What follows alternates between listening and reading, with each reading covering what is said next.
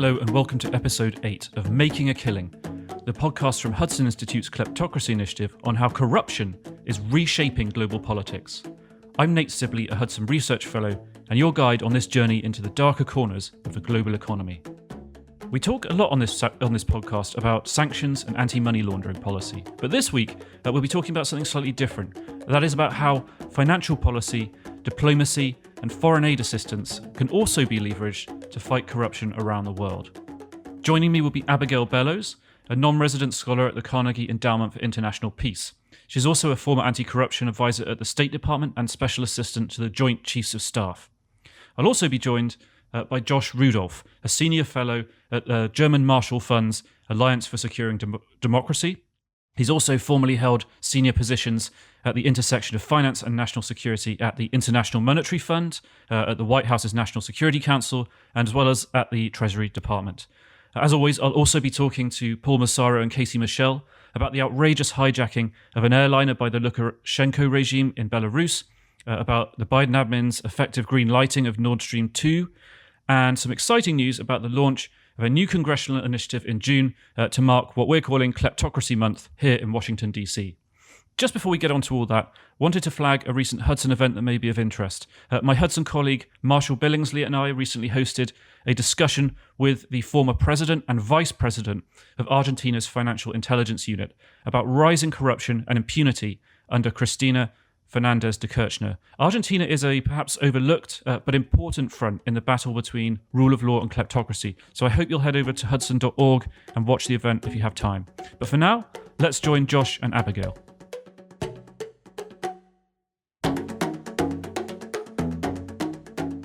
Welcome, Abigail and Josh. As mentioned in the introduction, today we're going to be going a bit beyond the traditional sort of law enforcement approach to tackling transnational corruption and kleptocracy, to talk about the role, or indeed the potential role, of things like economic statecraft, diplomacy and development assistance in countering global kleptocracy. Welcome both to Making a Killing. It's great to have you both on here. We work closely on things in DC, or not in DC in your case, Abigail, but on some of the policy work that's going on at the moment. So it's really good to get you both on and have your insights and get those over to the audience as well. So I guess the first question, just to sort of set the scene, would be what is the kind of traditional approach that's been taken to anti-corruption measures by the US government with regards to your respective areas of study? So Abigail, I guess you more sort of State Department, USAID. Josh, you focus very much more on the Treasury side of things. So I guess, Abigail, if you want to go first, what is the sort of historical trajectory? How has the US approached? Does it do anything in terms of anti-corruption work when it goes to, when it talks to other countries, when it provides development assistance and so on and so forth? Sure. I'm glad to be here. I would put the traditional approach in three categories when it comes to state and USAID's work. One is programmatic, so support through foreign assistance, and that is mainly through expert-level technical assistance to governments who are showing interest in reform, and support to civil society and journalists who are trying to pressure for reform from the outside, and shine a light on what's happening. The second broad category would be sanctions and other attempts to deter corruption, to change behavior. So the State Department has authorities to be able to sanction individuals and their family members who there's a track record of official corruption. And then the third broad category is multilateral engagement. So this is the kind of diplomacy that the State Department uses to advance global norms when it comes to corruption. And all of these can fall like a funnel into the prism of our bilateral policy towards a particular country. And so if the US is trying to prioritize reducing corruption, historically in a place, for example, in the Northern Triangle countries in Central America, it might deploy a suite of these different tools in service of that effort in partnership with direct one-on-one engagement with the government there.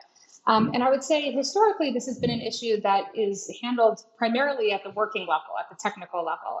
There are a lot of different bureaus that have a slice of the pie at the State Department. At USAID, there's been attempts to try to mainstream the issue, but for the most part, it kind of falls back to a small number of experts. And there hasn't been a lot of coordination in a sustained way, especially over the last 4 years. I think the last administration, while there was a fair amount of continuity with regard to sanctions policy, on the other buckets, we saw real steps backward. I think there's pretty universal agreement that the president's attempts to slash foreign aid, especially including anti-corruption programs, the U.S. credibility on corruption was really damaged by the domestic allegations of self-dealing at the White House. So I think all of these really took the wind out of the sail of the international anti-corruption efforts at state and aid. So there's a lot of excitement now about getting back to leading and moving the ball forward on that. That's great. Thanks. Josh, you focus more on the Treasury side of things. What has the sort of traditional approach been at the Treasury, if any? Yeah, there are a handful of different components of the Treasury Department that feed into anti-corruption work, especially on the international side. And it's really twofold. The international affairs part of Treasury also has some important technical assistance, as Abigail mentioned as well. The Treasury feeds in there, and through Treasury's role in the international, the financial institutions supporting the inclusion of anti-corruption work in international support, like, for example, IMF programs for Ukraine, and sometimes there are U.S. loan guarantees that can include conditionality to support the IFIs and anti-corruption work. So that's international affairs. And then on the more enforcement, the TFI part of Treasury, there are, of course, sanctions with... what is TFI, just for the audience? Yeah, to terrorism and financial intelligence. It's the part of Treasury. I mean, I don't know why it's still called terrorism, because it focuses on other things, but that's kind of part of the issue, is that a lot of this architecture was built up after 9/11 and is still sort of focused on terrorist, or prioritizes terrorist financing as highly as anything else, even though we now have these new challenges. But within TFI world, there's sanctions like global Magnitsky, which includes some really important corruption-oriented sanctions. And then there's FinCEN, the part of Treasury that's responsible for keeping the U.S. financial system clean, which is one of the most underutilized and under-resourced parts of Treasury. And they're setting rules around and issuing guidance for the financial institutions to watch out for the proceeds of corruption is one of many priorities, similar to other sort of low-level ongoing threats like, human trafficking or arms, or sort of like, blood diamond, conflict minerals types of things. It's sort of, it's not highly prioritized enough traditionally, as opposed to, like I mentioned, countering the financing of terrorism or drug financing in the 90s. That's what we need now, is something more aggressive and prioritized around anti-corruption. And so maybe if you want to, while we're on the topic of like the historic context and opportunity, frankly, not just at Treasury, but as a broader matter of grand strategy in U.S. like domestic and foreign policy, anti-corruption could be elevated to be as important as anything, frankly, since containment of communism. Because America has this like forgotten history of strategically leaning into whichever side of our economic model, liberal or conservative, is more clearly contrasting at any point in history the rigid form of our authoritarian rivals, while also suiting our domestic political needs. I mean, that goes all the way back to the founding of our country, when America faced mercantilist European empires. So we supported free trade, which came natural to people who were as a nation born throwing tea into Boston Harbor. And then like stepping forward to World War II, facing the conservative societies of Germany and Japan. We leaned into the other side of our model to sustain ourselves as the arsenal of democracy by utilizing that more socially integrated and progressive home front. Think like Rosie the Riveter, right? And then in the Cold War, kind of going back and forth to whichever side was more useful to outgrow the communists. At one point, it was Keynesian investment, and then it's like supply side economics of low taxes, inflation, regulation, the opposite of communism. We unfortunately went on autopilot after that, and since then, with like neoliberalism, missing the threats of inequality and authoritarians were organizing as kleptocracies. But now it's time at Treasury and elsewhere to catch up with a new grand strategy that leans into the side of the American economic model that's the opposite of corruption and kleptocracy. So think like less cowboy, more sheriff, still be that shining city on a hill, but with like well-regulated, clean capitalism under the rule of law. And it so happens that that need to do that as a matter of national security also comes when it would resonate with Americans, like the ones in the stagnating middle class that you can see from the last two presidential elections, voters being highly receptive to these narratives about draining the swamp or rigged system or calling opponents crooked or corrupt. And now, instead of just talking about that while actually making it worse, like as under the Trump administration, the legacy of the Biden administration has to be institutionalizing transparency, resilience, accountability through all the U.S. and international financial, diplomatic, and legal systems.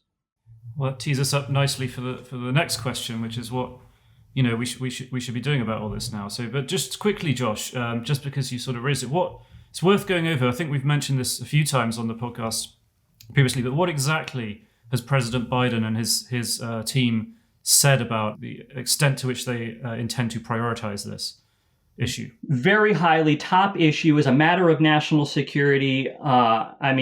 Frankly, I can say this from what I can see in the public sphere, and while these are also my views alone, having worked with Biden in the Obama White House on international economics, especially around Ukraine, I can tell you he gets it deep in his bones. More than any other American political figure, he has been warning for years about malign oligarchic influence and foreign dark money and how they're the autocrats' new tools of foreign policy and grave threats to national security.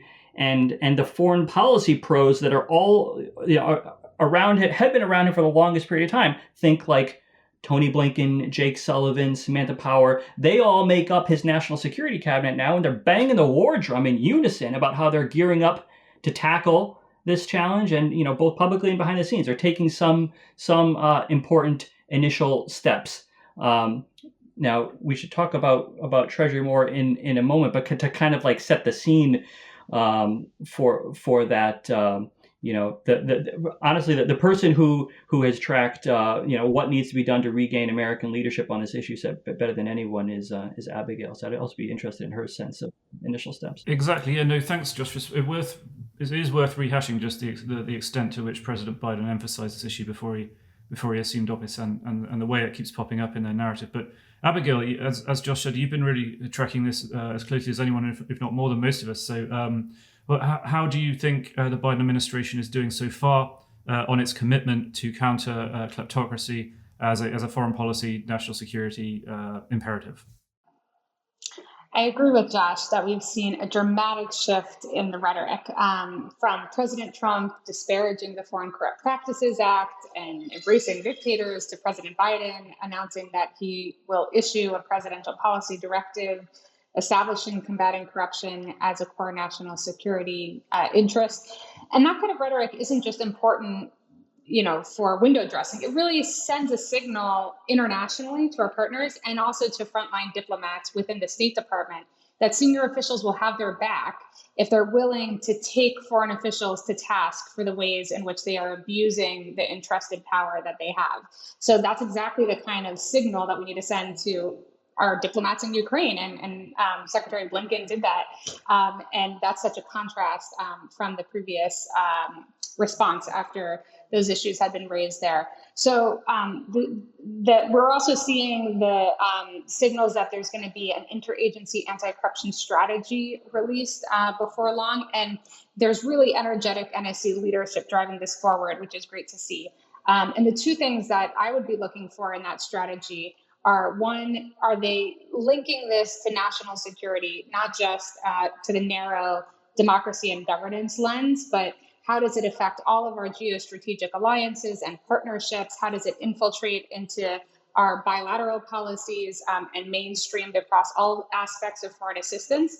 And secondly, how is it connecting to the way that corruption is a driver of democratic instability around the world? So one of the trends that's most concerning is that 32 countries over the last 3 years alone have seen mass protests sparked by corruption scandals, tons of political change happening because people are really fed up with corruption. And so how can we connect to that kind of mass mobilization energy on this issue and not just keep things at the grass tops level, but really harness that grassroots bottom up energy, and the US government standing in solidarity with that. Other encouraging signals so far, we've heard that corruption is going to be one of the 3 pillars for the Summit for Democracy that was announced and will likely take place in early 2022. And that can be a really important vehicle for driving deliverables both within the US and all of the countries that attend that summit. A couple other important highlights. We've seen the launch of an International Anti-Corruption Champions Award. This is a State Department award that has been given to government reformers, civil society leaders, journalists, all different aspects of the ecosystem that we need to take on this issue. And that's really important because it shows that the US is standing with the people of these countries pushing for reform, even when those people are at odds with their government. So in the case of one of the activists who is recognized, an Indian leader, she is pushing every day against the Indian government with whom we have warm bilateral relations. And that shows that we're not just willing to turn a blind eye when it comes to countries where we have important or sensitive bilateral partnerships. And that award is also quite important because it's a complement to the sanctions approach, where sanctions are about targeting the individuals who are doing the wrong thing and trying to reduce impunity. And we've seen really good steps in that direction under this administration as well. But we also have to celebrate the high performers, because otherwise countries and citizens have a sense of resignation. Corruption is just impossible to deal with. It's always going to be there. Everybody's corrupt. And it can lead to this kind of fatalism that's paralyzing. And so these sort of awards help pierce through that resignation about the inevitability of corruption and show that there is another way. And so I think elevating those champions can't be understated how important that is, that the US government did that at the highest level. And finally, as I mentioned, we are seeing important steps on the sanctions side, on enforcement, and steps to make sure that we're doing all we can to make sure that waivers haven't been given to people like Dan Gertler, who was implicated in corruption in the Democratic Republic of the Congo, multilateralizing that sanction regime through our diplomacy, including new steps by the United Kingdom to get in line with the kind of anti-corruption authorities that the US has. So those steps are important so that we can do a wraparound approach of celebrating the positive, but also sanctioning the negative.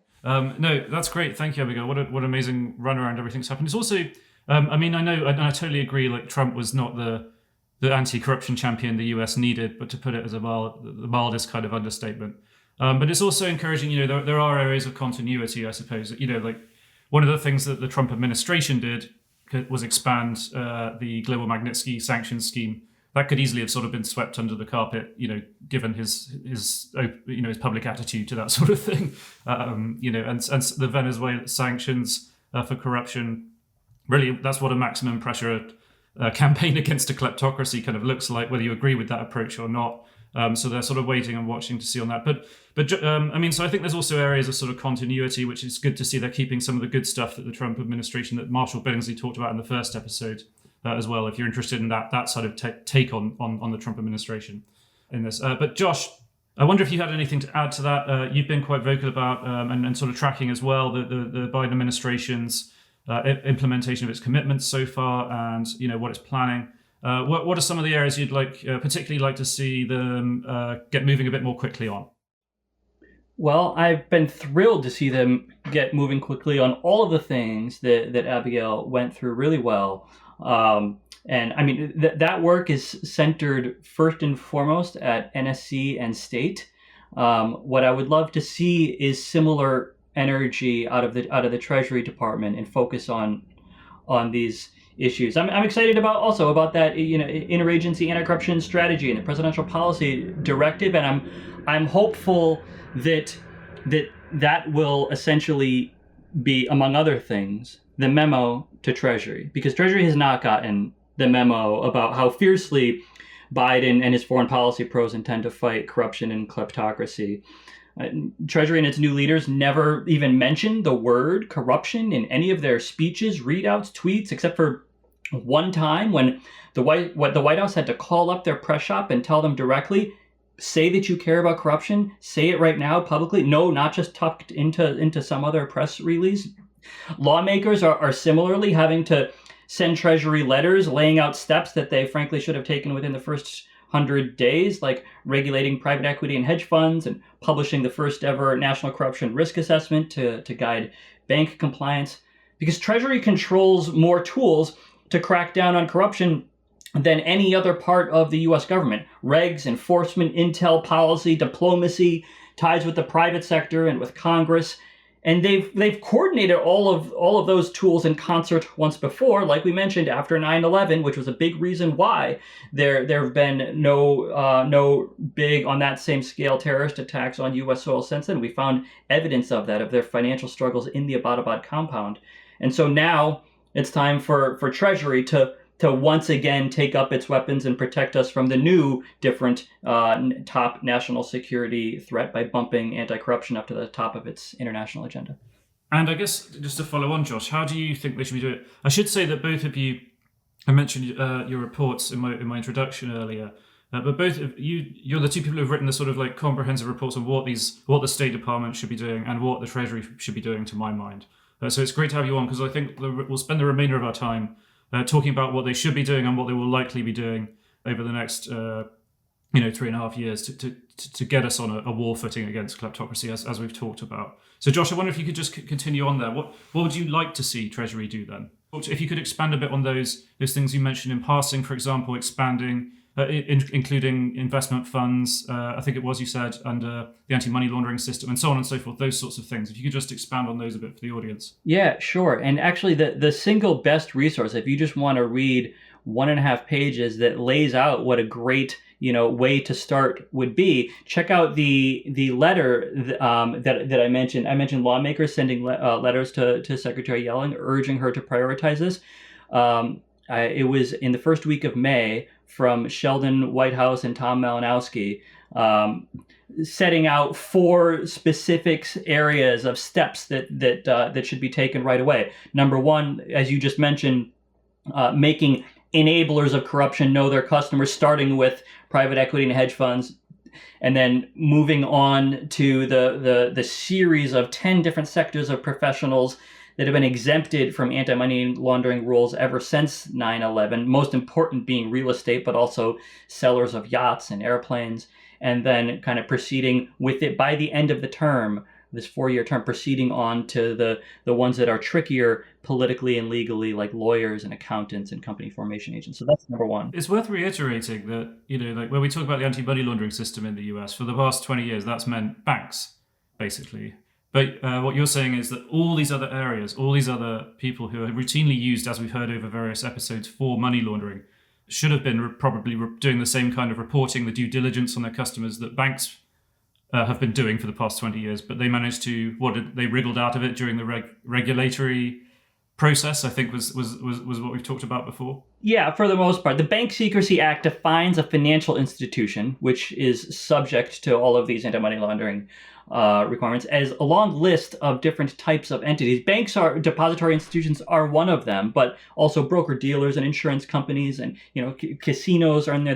There are a lot of them. There is also a sort of catch-all prong where Treasury has the ability to designate in a sector to kind of like it looks and walks and quacks like a duck. It's a duck, that it acts like financial institutions, and so that's the approach that they would probably take with private equity and and hedge funds. But yes, including a number of the sectors that are even were named by Congress as needing to add them as financial institutions, like real estate. That was part of the Patriot Act.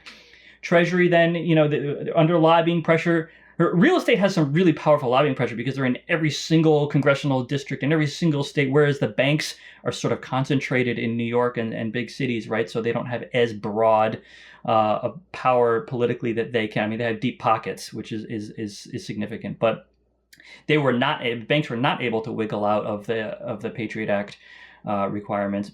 But real estate was, and so they need to know their customers, given all the dirty money that flows through real estate. So that's just number one in the White House Malinowski list. Number two is to publish the first ever national corruption risk assessment about the financial networks of oligarchs and kleptocrats, and to use that to call on banks and all other financial institutions, as you just said, to keep an eye out for the proceeds of corruption. Number three, they urged Treasury to appoint some anti-corruption specialists, including experts on the new beneficial ownership law and like a counselor to coordinate it all.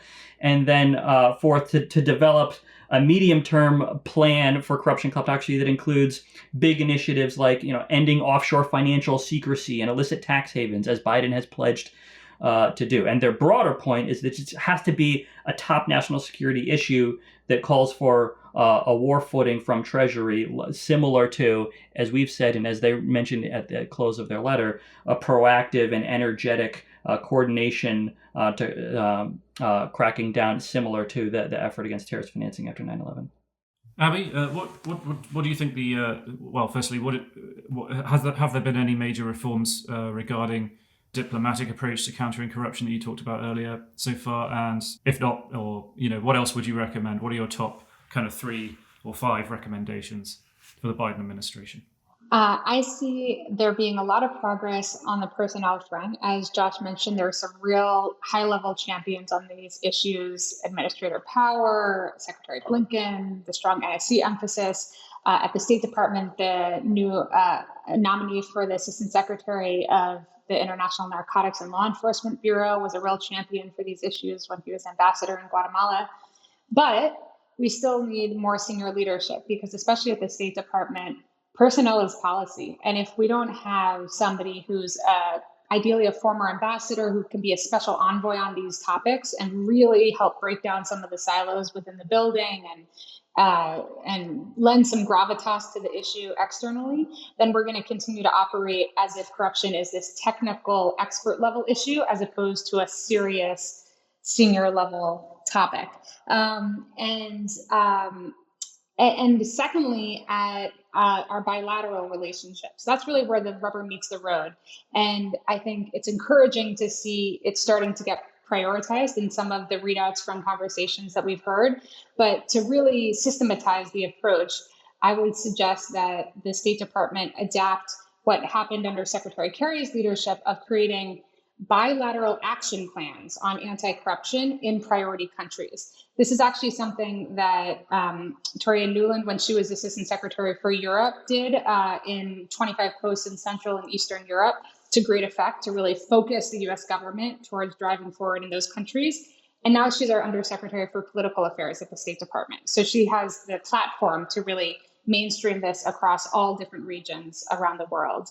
And a particular priority there should be helping states that are vulnerable to weaponized corruption, where foreign governments are attempting to subvert their democracy, undermine policymaking through using corruption to worm into the political system. And that could be a focus of those bilateral action plans. Another broad category is how to better marshal our foreign assistance tools towards fighting corruption. So here, I think the US has to both play offense, meaning surging support to places that are experiencing a window of opportunity for reform, where there's a spike in political will and we can come behind those leaders and be good allies to them, but also playing defense, meaning lessening the pull of authoritarian kleptocracy in places at risk of backsliding. And that would require, that offense and defense game would require our assistance to be far more nimble, far more politically adaptive than it is currently. Right now, we have a small pot of money, $115 million annually, which is not at all proportional to the threat. It's quite static. The assistance is planned years in advance and pre-allocated to different countries. So all of that makes it very hard to be responsive and flexible when either there's a positive opportunity or the negative backsliding is on the horizon.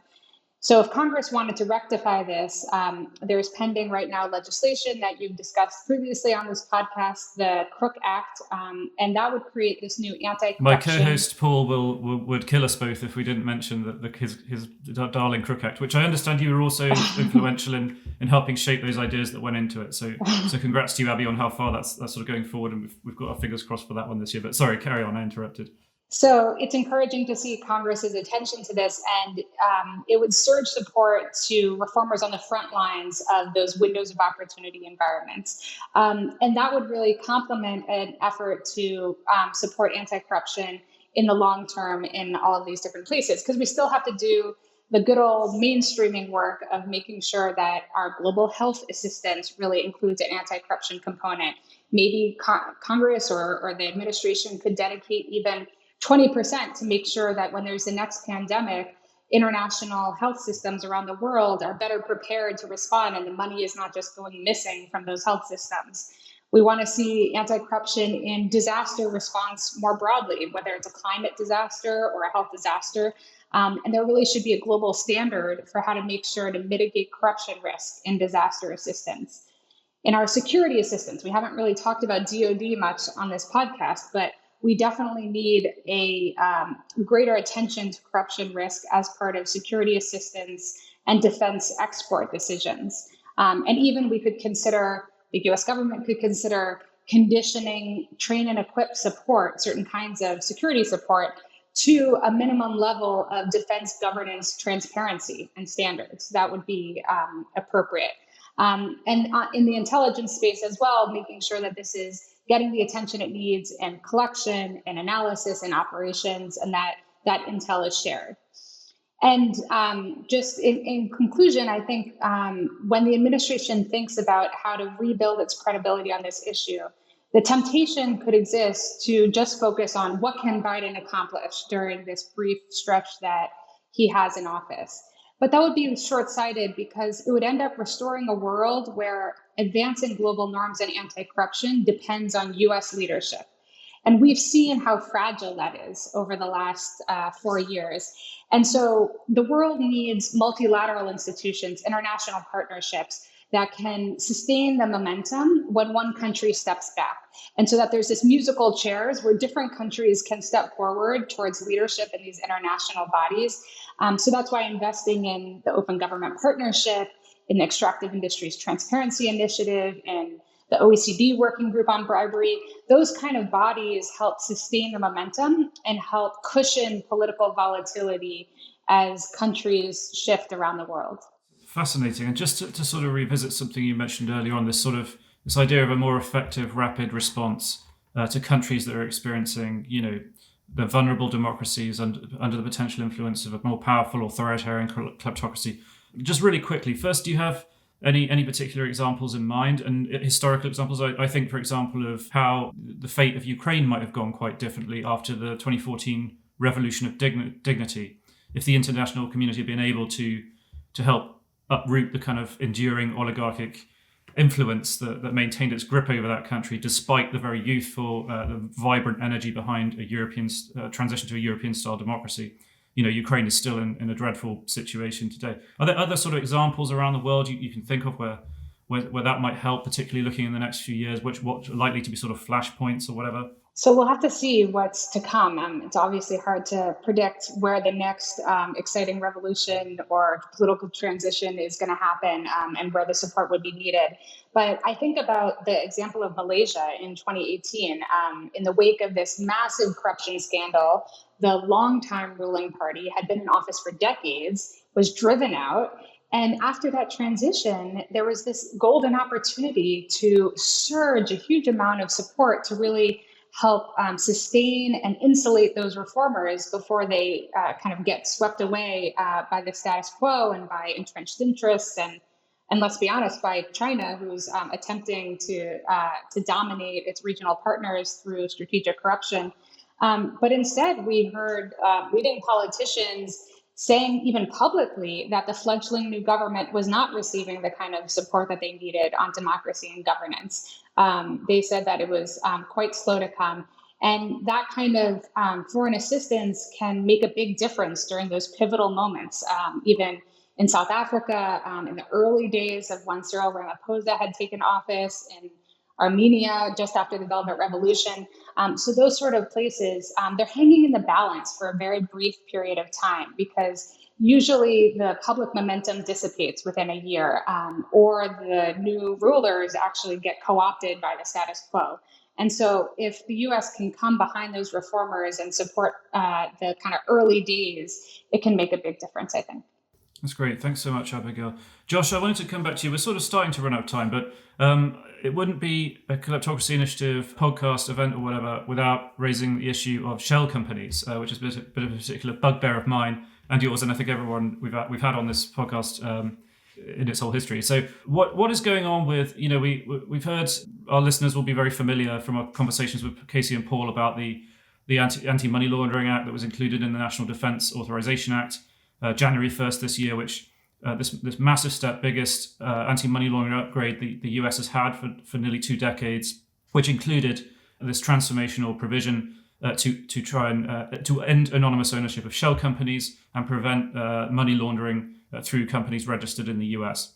So a huge potential new global standard, new global norm, as well as something that can really help US law enforcement with their investigations. But you've been quite involved in what the Treasury is sort of doing now as they start to look to implement this law. So I wonder if you could give us an update on where we're at, where you see problems might be, or is it going better in some places than it is in other countries for the US as it looks to implement this transformational law? Nate, I am so glad that you asked that, because you're right. I went through some of the issues, and non-nerds can probably switch off or skip ahead now, because this is going to be a good one. But actually, it's a really important issue. So I hope you'll stick around and listen, because Josh is really the leading person on this. No, well, that's not true. But I kind of went through some of the issues that Congress is now focusing on next, or wants the Treasury to focus on in that White House Malinowski letter, and they mentioned beneficial ownership too. But because there was this years-long process of crafting and refining and getting beneficial ownership through Congress, a lot of work went into that. Now Congress is thinking about what's next. But now, as you say, the ball is in Treasury's court to get the implementing regulations right. They have this calendar year from January 1st to January 1st. We're almost halfway through to write those regulations. They recently had a public comment period on 48 questions that they asked, and similar to the fact that there were all types of interests. I mean, mostly in favor, whether it's human rights or law enforcement or national security or good governments or environmental, religious, all of these different groups were supporting beneficial ownership reform in Congress, and a lot of those groups are now weighing in on the regulatory process, but also the users and the sellers of financial anonymity working through fund organizations were trying to resist it at every turn in Congress. And they lost most of those battles, but sometimes they did win on a couple of occasions, and some of those efforts left textual vestiges in the law that now Treasury needs to clean up.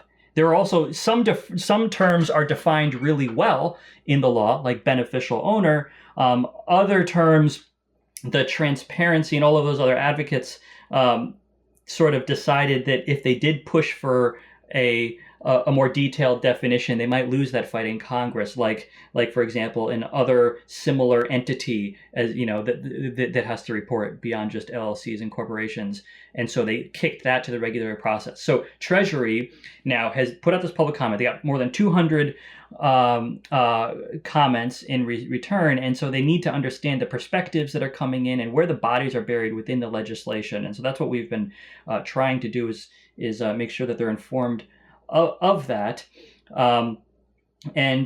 It has to be done really well as a matter of national security. I'm glad we're here on this podcast talking about it, because the first reason for beneficial ownership reform that's listed in the new law is national security. Malign actors funded by and weaponizing the proceeds of kleptocracy to harm the United States and its allies. And I mean, that is a threat that will not be challenged by just any beneficial ownership registry, because the practically unlimited resources of kleptocracy mean that malign actors can hire the world's best lawyers, bankers, and accountants, and they will definitely be scouring the details of Treasury's implementing regs for loopholes. So the 6 priorities for Treasury to get that right and make the registry fit for national security purposes are to 1, adopt the law's broad definition of a beneficial owner, including activities that show substantial control. 2, define very broadly reporting entities, like I mentioned, other similar entities.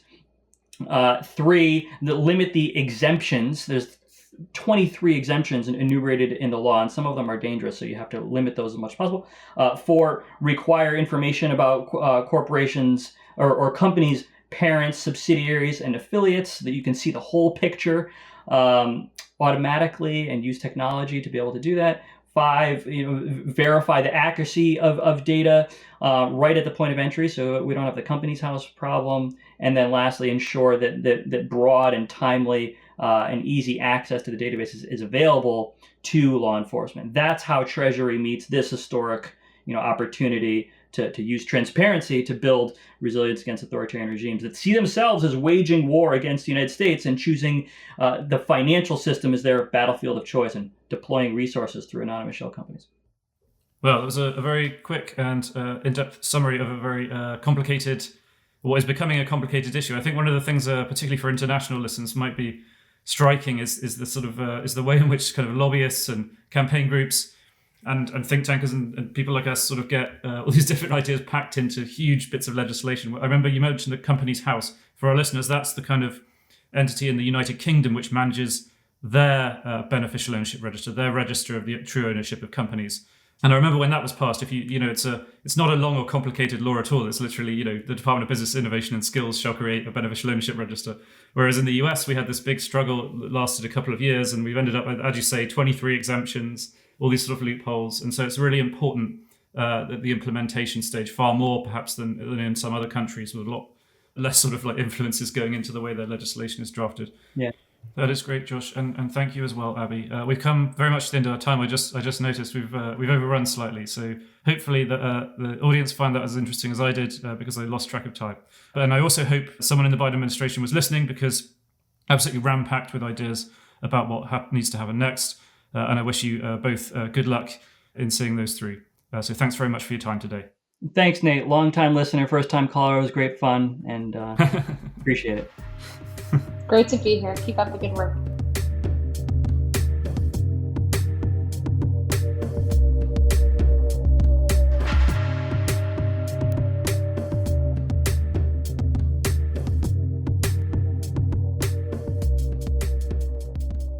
Okay, hi everyone, and welcome to the news and analysis section of the show. I'm joined as always by journalist and researcher Casey Michel and Congressional policy advisor Paul Massaro.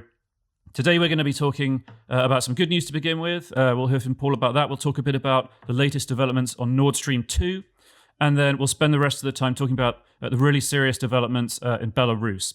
So just before we kick off, though, into the sort of miserable world of kleptocracy and authoritarian impunity, Paul, you have actually some good news on the counter-kleptocracy front regarding what's coming up in the month of June here in DC.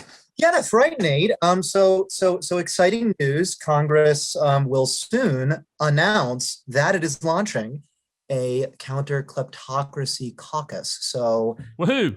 Great yes, news. of course, yes. It's really exciting, and we hope to make a whole month out of it. We hope to have a whole counter-kleptocracy month in which we'll be launching a variety of bills. We will highlight stories of how kleptocracy is harming your average American. We will certainly hold at least one launch event. But be tuned in. Look for an announcement very soon on this caucus, and it It is just quickly for our sort of international listeners, what is a congressional caucus? Just yeah, really so quickly, that's a great question. So caucuses are groups of members, often of the House of Representatives, although senators claim to caucus as well. But they're groups of members that are dedicated to a particular issue. So you could have for example, Friends of Ireland caucus, or a counter narcotics caucus, or something of the sort, right? But up till now, there has not been a caucus against foreign corruption and kleptocracy, and that is what is being formed now within Congress. This is a way to institutionalize congressional action against these issues, which is really quite powerful. The group of bipartisan members, we are currently at 17, represent sort of a cross-section of committees, and kleptocracy fighters. They're members who really care about the issue, want to bring it home to constituents. They're people who understand exactly what an existential threat is we face from kleptocracy. So it's very exciting. And when you have a caucus like this, you're able to educate other members cross-jurisdictionally. I mean, one of the problems we often face, and Nate and Casey are both well aware of this issue, is that kleptocracy touches on so many different agencies, so many different committees, so many different parts of various governments. And that's one of the reasons, maybe even the prime reason, outside of some of the, co-option and enabling issues, of why it's so hard to respond to this, because we have governments that are built to fight the Cold War for the most part, perhaps somewhat to fight terrorism, but not to fight kleptocracy, which often is happening in many different areas of jurisdiction. So to form a caucus with all these members from Foreign Affairs Committee, Judiciary Committee, Financial Services Committee, Commerce Committee, all the various committees that have a piece of this issue, it's very impactful and very important. And we do have a variety of members that will be leading the set of bills that's introduced during this time. And of course, two of the co-chairs, and the co-chairs will be Tom Milanowski, John Curtis, and Bill Keating and Brian Fitzpatrick. So 2 Democrats and 2 Republicans. Bill Keating and Representatives Bill Keating and Brian Fitzpatrick are, of course, the sponsors of the Crook Act, the Countering Russian and Other Overseas Kleptocracy Act. Which we talked about last episode. If you don't know what that is and want to go back and get that's caught up right. on that. And very recent excellent news there, that after passing the Foreign Affairs Committee, the House Foreign Affairs Committee, it has been inserted into the China bill of the House. So currently there's a big discussion going around legislating for the 21st century, for sort of the ongoing conflict with China and facing down Chinese coercion, the coercion of the Chinese Communist Party. And in the House, it's a bill called the Eagle Act. And the Crook Act is now within the Eagle Act. So it's an excellent sign of the momentum that the Crook Act has. So it's very exciting times in Congress, between the work going on in China, the caucus launch, the work going on through the Helsinki Commission, of course.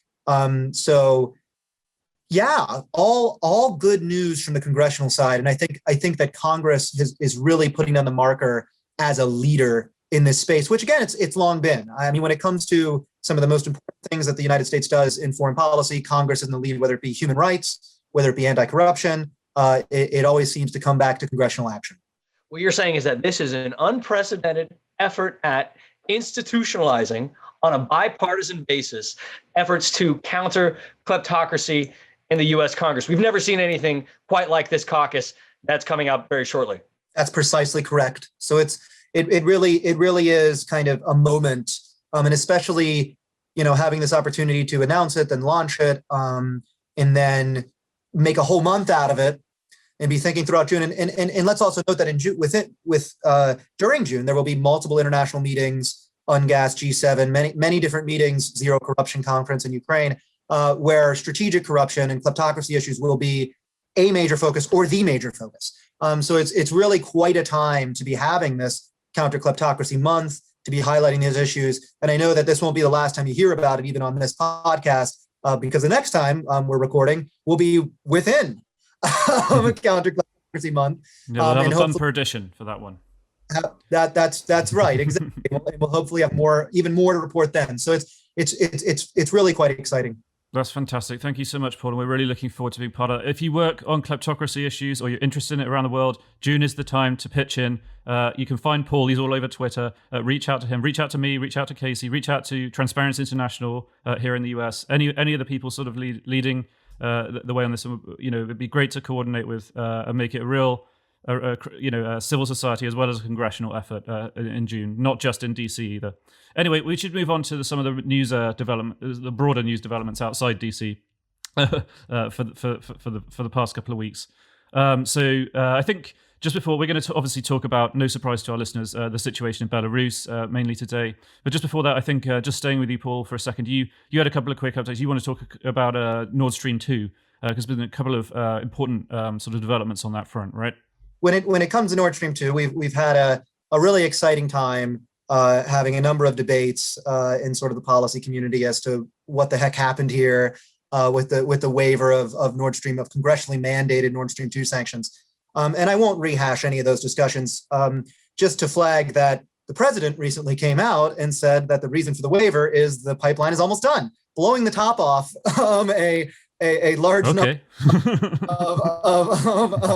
of arguments that had been presented to the contrary, that this was the administration buying time, or this is the administration getting, and in fact, it seems as though Biden himself is presenting this as a fait accompli. Maybe you can't say, Paul, but what a way to undermine your own primary tool of economic statecraft. You have the power to place further sanctions if you want to do that and actually kill this thing if it is a threat to US and European security. Instead, you take a look. Oh, it's nearly done, so I guess we'll just can that one. Well, and also that it's not just the power.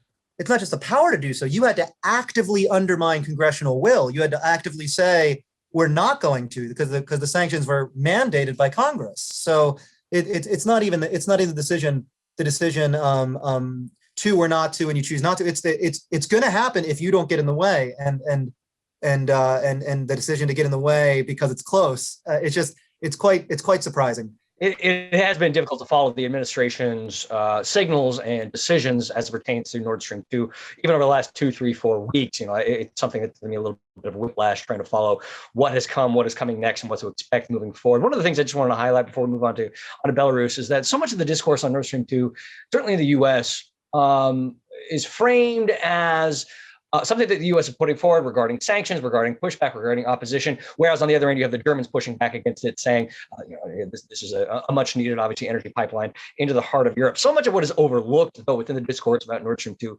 are the voices and the positions of American and NATO allies elsewhere. That is to say, the positions of those in the Balts, the positions of those in Poland, even and perhaps especially the voices of those in Kyiv. That is to say, those who are imminently threatened by this, as it's been phrased elsewhere, this pipeline of corruption directly into the heart of Europe. All of which is to reiterate Paul's position, all of which is to reiterate what we talked about earlier, the disappointing outcomes that we have seen thus far and what continue to be or would be perceived to be continuing decisions moving forward as we go on from here. That's fantastic, Casey. And we should, hugely important case. We'll continue to track it here on the podcast. But the huge news this week comes out of Belarus.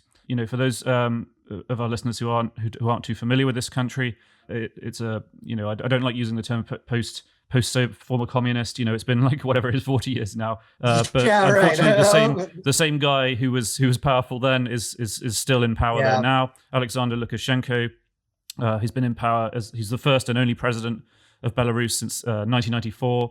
The country's been in the news recently. Massive accusations of vote rigging in the 2020 elections there, leading to huge protests by some very, very brave Belarusians who basically flooded the streets, demanded he step down. He hasn't. Instead, he launched a vicious crackdown.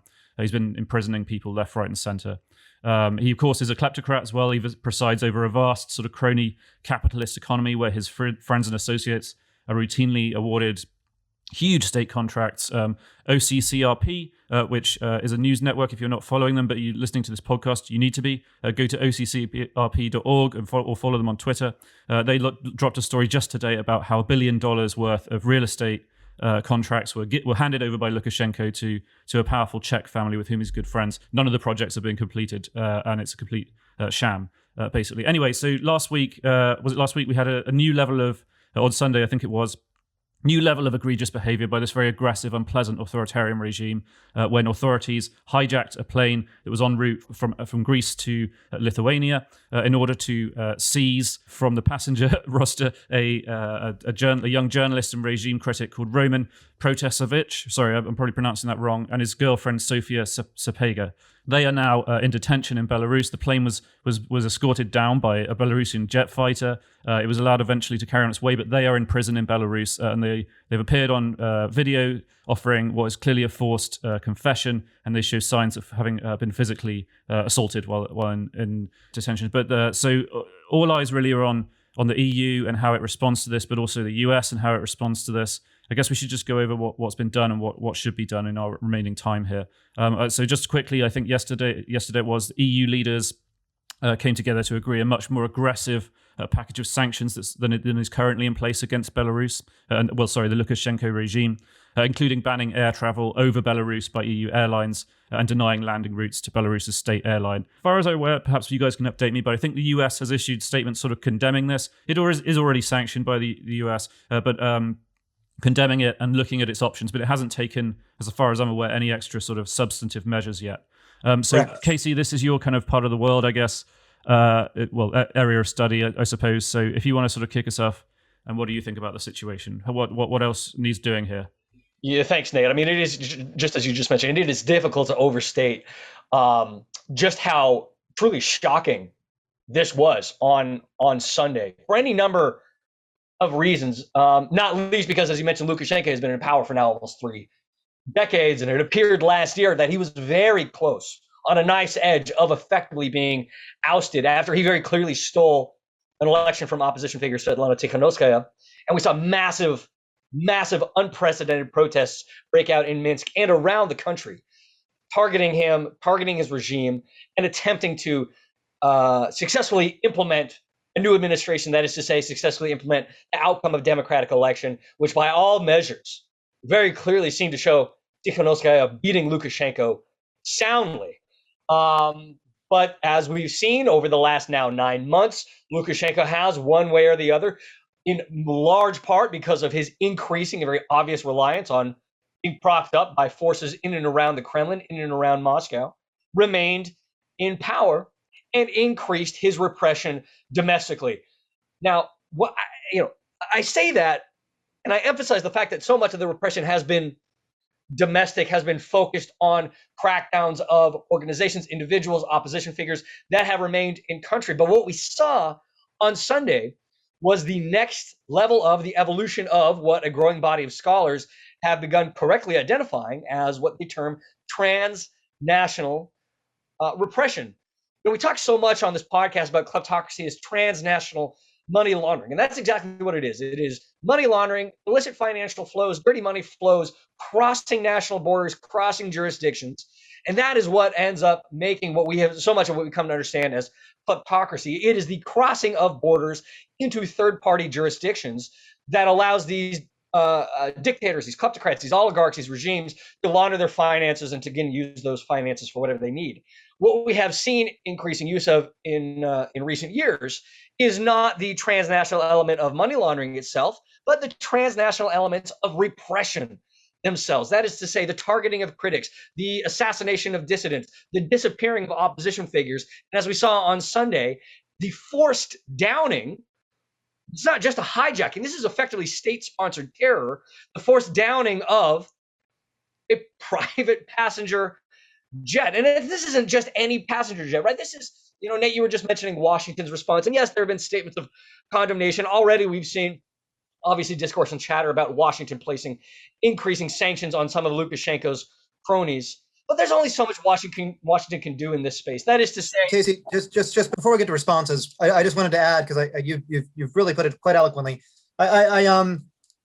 This is kind of the end state, right? I mean, when people think about, okay, well, kleptocracy, all the money's coming west, all the norms are coming west. Why does this matter, right? And this is the transformation of our systems into their systems, right? When there's abuse of Interpol, when there's this sort of thing, we're literally seeing international institutions, American institutions, European institutions used to pursue the will of a dictator in another country, right? And that's what's so extraordinary about this. And that's kind of this is what you get. Your systems first, they get filled with the money, then you get the reputation laundering, and then eventually you get hardcore repression.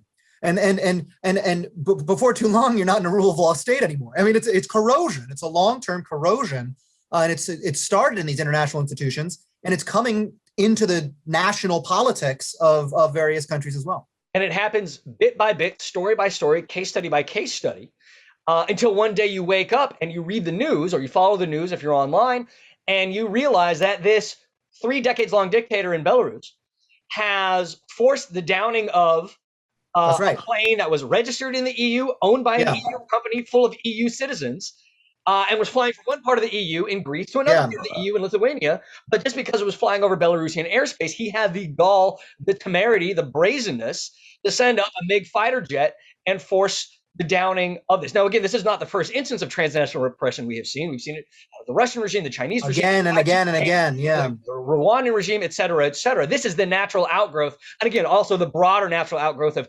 decades of effectively coddling these leaders, these regimes, these oligarchs, these kleptocrats, taking their money, eventually doing their bidding. We can talk about solutions, and there are some that are on the table. I do want to emphasize this is Brussels' moment to lose. This is Brussels' fight to lose. This is Washington. Washington can certainly take the lead. Ottawa can help take the lead. But this is an EU situation. This is an opportunity that is very much a make or break situation for the EU to illustrate its resolve, illustrate its capacity as a democratizing force, because if not, it is only going to confirm what so many have long suspected. So many have come to believe that the EU is now little more than effectively a talk shop, effectively something that is willing to let so many horrific moments, case studies, regimes, and as we've now seen, disappearances slide. So what we've seen already, we've seen the shutdown of airspace. We've seen the effective cessation of travel to and through Belarus from the EU. That's a wonderful first start. We've already begun seeing discussions of sanctions moving forward, whether it's individual sanctions on Lukashenko's cronies and those elements that are upholding his regime, as well as sectoral sanctions targeting specific sectors of the Belarusian economy. That's also a very good start, and that's a natural outgrowth, and that absolutely needs to come. To use a term of art, to use a phrase of somebody who is, I suppose, critical of some of my own analysis on Belarus, sanction the hell out of them, because this is a moment, this is an instance that if there is not a massive concerted pushback from the West, we are only going to begin seeing repeats of, again, from the Russian a government, from the Kazakh government, from the Azeri government, from the Tajik government. You wonder, is the moment already passed? I mean, we're 48 hours out now, right? I mean, and we've not seen anything. I mean, there's also that we've seen a decision from the European Council that says we're going to sanction. We still don't know who targets are. Perhaps a better question is like, you said it out, Casey, what they're going to do, kind of thing. But to my mind, the more important question at this stage, with this kind of this level of egregious behavior, as you said, Paul, this is the end stage of kleptocracy and authoritarianism. This is as bad as it gets, like becoming a pirate of the skies, putting like citizens from all different countries in danger without regard for any, like, because he is so confident of his impunity. So what at this point, is pressure through escalating sanctions or whatever, but we also need to think about like what is an appropriate outcome. Is it credible to just ramp up sanctions? If they don't topple him, just kind of leave it there, and then we peter along and he does it again. To my mind, like, this is dirty words for a very good reason, because we all grew up during the Iraq War, but nothing less at this point than regime change in Belarus should be the outcome of this. And whatever the responses are, they need to bear that in mind as the ultimate goal. That is my opinion. It is not necessarily anyone else's. You saw this $3 billion for a democratic Belarus that the European Union's offering, right? Mm-hmm. There's a weird. It seems like at some level there's a weird like carrot for regime change effort going on in the European mind. It's quite odd. The other strange sort of suggestion, which I found quite interesting actually, was opening kind of the borders one way to Belarus. So you lock down all travel to Belarus, you lock down travel flights over Belarus, but you actually offer Belarusians right to remain for a certain period in the European Union. Because if things are going to get extremely bad, as they often do with like sectoral sanctions come to bite, there are unintended consequences or inevitable consequences to people's jobs and livelihoods. Let them abandon Lukashenko and further erode his his revenues, like well, that Nate, props and up his that regime. reminds me of 1989 all over again, with the West, Yeah, I mean, the Austrian government opening its borders to the Hungarians, and then that. the funny thing is, it has actually worked before, and we've sort of forgotten about immigration as a kind of weapon that's on our side. If we choose to use it. I mean, there are obviously, I mean, you're exactly right. In addition to the sectoral sanctions, I mean, we're talking about everything short of militarized regime change. Obviously, the Iraq War debacle being the one. Yeah, I'm not talking about sending in the 101st Airborne or anything like that, you know. But no, I don't think Belarus remains a staunch military ally of the Russian government. Right. I don't think that's on anybody's plate right now. Consider the recent UK response with the Chinese crackdown in Hong Kong, right? I mean, providing opportunities for Hong Kong to live in the UK, and the United States, in fact, tried to do this via Congress as well, and failed after Senator Ted Cruz voted against the bill when it was about to get across the finish line. So there's an interesting thing here. I mean, I think that, I mean, certainly we should be considering immigration, but immigration is an extremely hot topic, both in the United States space and even more so in the EU space. And it's in a way that it wasn't in '89, right? And it's really quite a thing, the way immigration has ended up taking center stage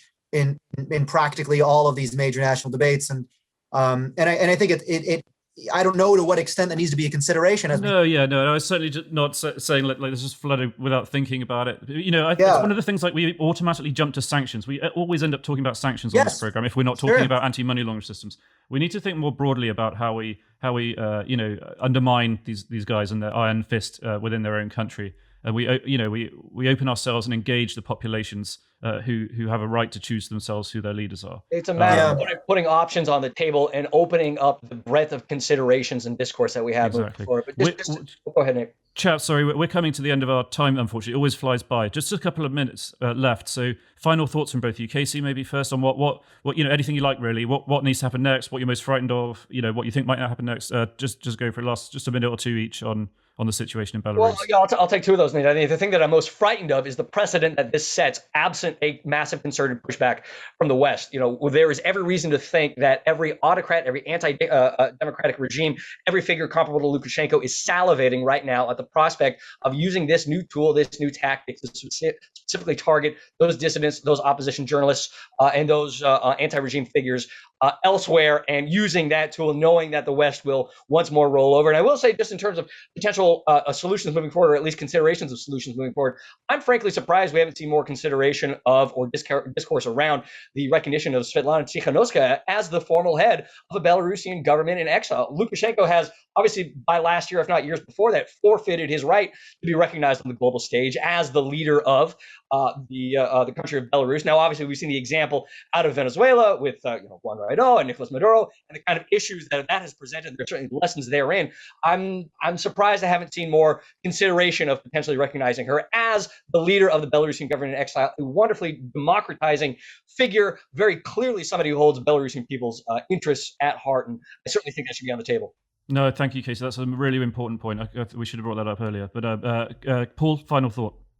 Yeah, this is the culmination of strategies of transnational repression that have been going on for a decade or more now. And I mean, the way that dictators have been operating with impunity in Western territory, both in the way that we often talk about in the money laundering sense, the money sense, and the enabler sense, but then also in the surveillance, intimidation, harassment, kidnapping, and extraterritorial killing, assassinations of dissidents and political opponents, and that sort of thing. And it's odd. Every now and then we bat an eye. We Novichok on a door handle, or Khashoggi gets butchered in a consulate, and there is a little bit of an outcry, and then sort of nothing happens, and everything gets back to normal. And when that's our reaction, it's no wonder that someone like Lukashenko, gets the gall to pull an airliner out of the sky. So I mean, absolutely, yeah. We all act surprised and shocked, but where we haven't done what is necessary to deter this kind of action at all. In fact, quite the opposite. We've made it open season for this sort of thing. There's a reason Lukashenko thought he could get away with it, and so far it looks like he might be right. Absolute impunity, and it's our fault. And can I also just flag as a final point that, as we think a lot more about China, and everybody's thinking about it, we started this thing with China and Congress. China's on everybody's mind. I mean, we're talking about the largest dictatorship in the world, and certainly the one that engages in transnational repression more so than anyone else by a mile, from abuse to surveillance to a kind of digital authoritarianism type tactics. So if we don't get serious on this, like this is the future, you know? Absolutely, and it will provide much material, sadly, for future podcasts to come. But on that note, we have run out of time, and thank you both for your insights once again. I look forward to chatting with you next time. Thanks, Nate.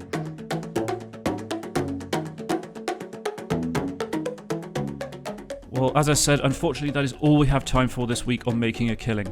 Remember, if you are enjoying the show, please do subscribe and share with your friends. A 5-star review on Apple Podcasts is also very helpful. We'll be back in a couple of weeks.